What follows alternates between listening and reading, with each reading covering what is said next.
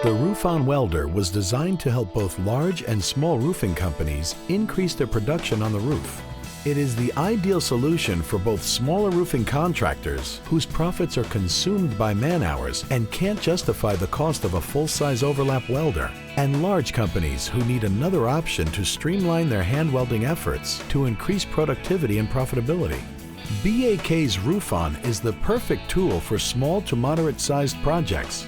With its lightweight design of less than 50 pounds, it is the perfect tool for jobs 20 to 70 square in size with membrane thickness from 40 to 60 mil.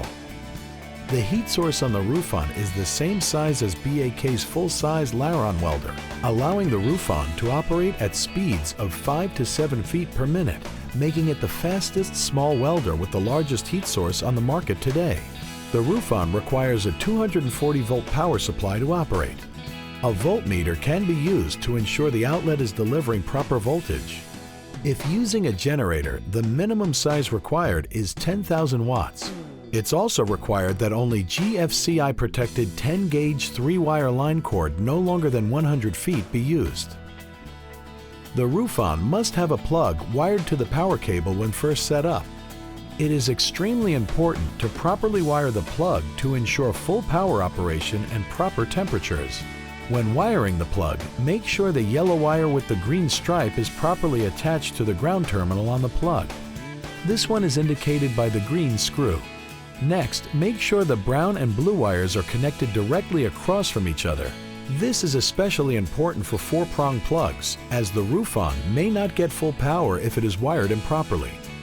While working on the roof, items such as hard hats, gloves, safety glasses, and closed-toed shoes are often required. Check all local safety regulations to ensure proper attire is worn on the roof. The controls for the RoofOn are located conveniently to the rear of the machine. To turn on the machine, toggle the green power switch to the on position to allow cool air to start circulating through the heat gun. The blue airflow knob to the left of the power switch should be set to full power for TPO and PVC. The black knob directly above the airflow knob controls the speed of the welder. The temperature is set by dialing the red knob on the back of the heat gun to the desired temperature, similar to the handheld unit. To heat the element, just press the black toggle switch located next to the red temperature knob on the back of the heat gun. It should take about 3 to 5 minutes to rise to full temperature. When ready to weld, line up the rubber pressure wheel on the front right of the machine, flush to the edge of the overlapping layer, and the guide wheel at the back of the machine to run against the outside edge of the overlap layer. This will allow the machine to move in a straight line along the seam. Then, disengage the caster wheels by pulling the handle in towards the machine. The welding nozzle should be slightly angled down into the seam. The edge of the nozzle should stick out about 1/16 inch from the edge of the material. The distance of the nozzle from the pressure wheel should measure about 1 1/4 to 1 5/8 inches from the center of the pressure wheel. You always want to make sure your single-ply material is clean and dry, as wet membrane will not weld. The weld should start about 8 inches from the end of the seam. To start the welding process, just slide the nozzle into the seam. Once fully inserted, the machine will automatically start welding. Be sure to watch the alignment of the guide wheel and the pressure wheel to stay on the edge of the seam.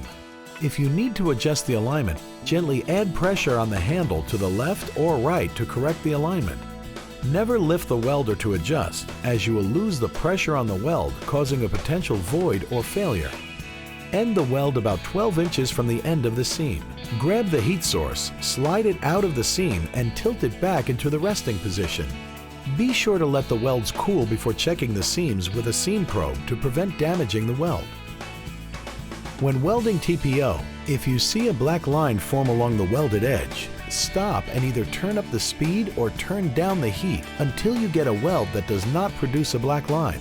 When welding PVC, you want to see a black bleed out along your welds. The only way to ensure proper temperature and speed is to run test welds in the morning before beginning and after lunchtime when the daily temperature is hotter. To test the weld, cut a sample crosswise over the weld about 10 inches long and 1 inch thick. Tear the top and bottom ends completely apart to reveal the scrim of the membrane.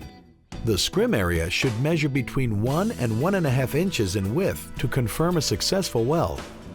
The narrower drive wheel on the RoofOn can be adjusted to weld on curves for special roofing accessories by pulling the wheel away from the body of the welder until you hear a click.